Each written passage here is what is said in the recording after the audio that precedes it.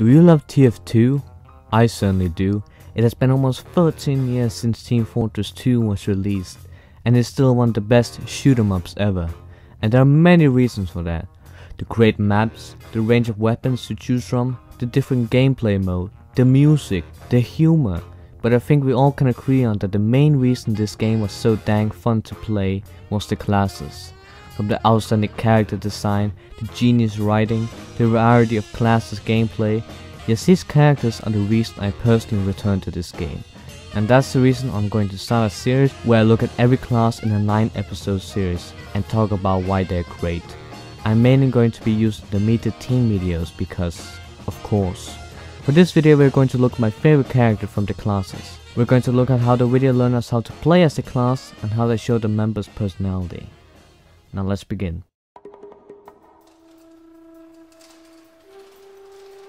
Now every class has their weakness. Heavy has a slow movement, the medic has his lack of weapons, and the scout has his low health. Now of course the spy and the sniper also has low health, but the difference is the fact that both of them hide behind chaos, while the scout needs to be up their face. So why play as him? Well, a small detail, but on every major team poster, they usually put the weapons, personality or ability on the poster, to showcase to newcomers what their obligations are in the gameplay.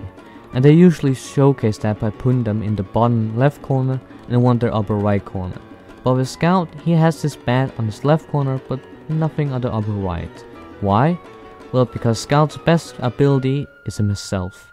And they show that by the fact that Scout puts himself in front of the poster. Usually the class's best advantage are the weapons or gadgets, and usually their body are their weakness. But Scout's speed is what makes him so deadly. If we return to the intro, something important we learn when we're playing as Scout is the fact that you need to be smart. When you play as him, you can see how Scout picks his next victim carefully before he strikes. Remember that his weakness is his weakness, so you need to play strategic with him. Something that can help is a good knowledge of the map, and know which enemy could be the most dangerous for you. Going up against someone like a sniper should be no problem, but going up against someone like the demo man, then you should be careful. Since if you get closer to him, so your scattergun can do more damage to him, he then also has a better chance of his grenade launcher to hit you. A brief showcase they also do is his double jumping, and his gun. You may not know how important these things become for his gameplay, but sometimes it's the thing that saves you from dying. Trust me. And that's something I've always been asking about, and I seem not to get an answer to, is why did they showcase the Heavy and the Scout together so much? In Meet the Scout, we see them duel each other. In Exploration Day, we open up to him trying with the Heavy. In the poster, he's right next to the Heavy. But why? When you think more about Scout's role in the battle, you begin to realize Scout has just a lot of power as the Heavy. The reason why it's important to show Scout is just as strong as Heavy in a battle is because the newcomers, you think, look at this big boy and look at this weak skinny boy. So Val needs to convince that the Scout can 1v1 everyone in the class, and that includes big boys like the Heavy.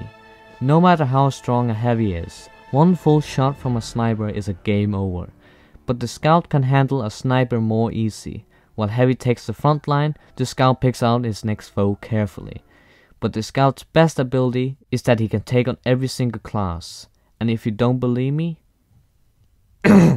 Number 1. Scout. You need to have a better momentum than the other Scout and try to be less predictable so you can strike at better moments. Number 2. Soldier. Avoid his rocket by using his speed and try to shoot while he reloads and take mini shots in the middle of it all. Number 3. Pyro. Simple, run away from his flame and try to trick him to fall into your team, and try giving him as much damage with your gun. Number 4. Demo Man. The same as Soldier, avoid his pills and don't get too close or it'll be easy for him to hit you with a direct hit. Number 5. Heavy. Try sneaking up at him from the behind to inflict as much damage as possible from your scattergun. This is especially good if it's in the middle of the battlefield, because he's going to be distracted with fighting off sentry soldiers and other heavies. Number 6. Engineer. An engineer and himself are easy, it's like finding a scout without legs. Number 8. Medic. Usually they're assisting someone else, so if you kill them, be prepared to face off the guy the medic is healing. Number 9. Sniper. Sneak by him and use your speed at your advantage.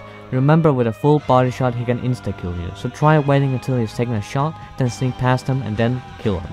Number 10. Spy. It's so rare for a spy to kill a scout, so try helping your friends by assisting them with killing those pesky spies.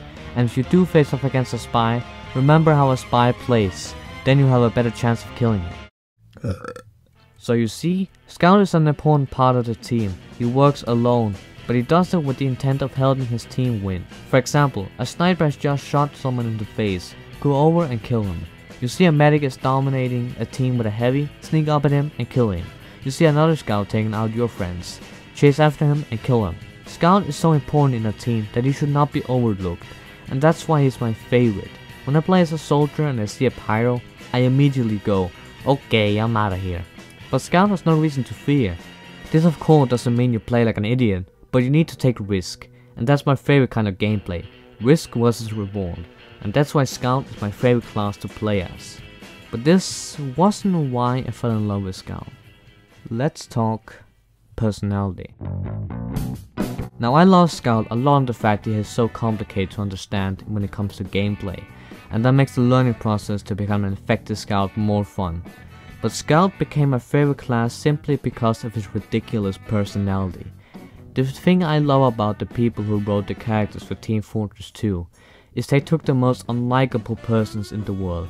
People who are insane, drunk, have a lack of emotions, careless, and yes, cocky bastards, and make them the most likable characters in the world. It honestly baffles me why Scout's my favorite stereotype in the world, but I think it's because they're so exaggerated and played over the top, they naturally just become hilarious to us.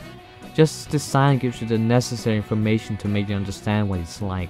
A small detail I appreciate is that he has pulled his pants up and wears long socks, which just gives me so much flashbacks of people in my school who wore that kind of clothes to appear more cool in front of every other bloke in my school. Small details like that just adds to Scout's personality. Making him American was of course something they needed to do. America's personality always seems to be that people are big-headed. By the way, it's just a stereotype thing. Not all Americans are like this. Scout is just that in a nutshell. And then giving him a Boston accent is just one of the best things in the world. Nathan Wetterland did an amazing job portraying Scout. I couldn't imagine anyone else doing his job. Did you guys know he has a YouTube channel? It's called Chili of Destiny. Awesome. When Scout interferes to meet the Scout video, I love the camera work here. The camera is positioned upward while Scout is looking at us downwards. It shows how Scout thinks of everyone, that he is the son of God and everyone else are just minor inconveniences. They also show this in the short film Expiration Date. Scout hates being humble and asking for help so much that he avoids to tell his friend his last dying wish, so he can ask Spy for help later. I can understand why Spy asks Scout to tell everyone in the mic that Spy is better than him. It's just the worst punishment to ask from him. The music also illustrates Scout very good, by having two bongo drums playing extremely fast, to capture the feeling of when you play as Scout. You're just this fast bullet who can't be stopped. I can totally understand why they use Scout as their main character in Valve's pilot episode. Scout is a person who hides his character, but really cares about some people. When him and Miss Pauling are under attack, he immediately goes to protect her.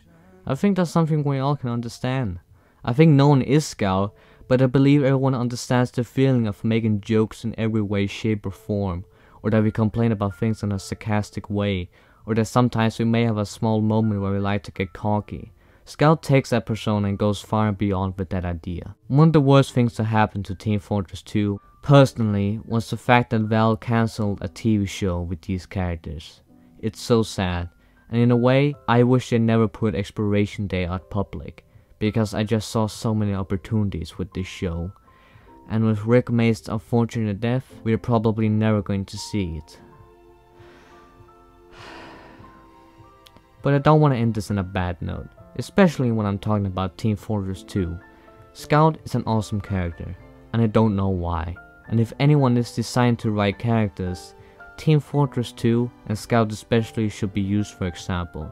Because if someone like Scout can be so likable, even if he is such a huge scumbag, annoying, rude, self-absorbed, lazy, pretentious, then maybe people like me or you should begin to take notes. My name is Julian Slick, and this was the Brilliance of Scout. Thank you very much.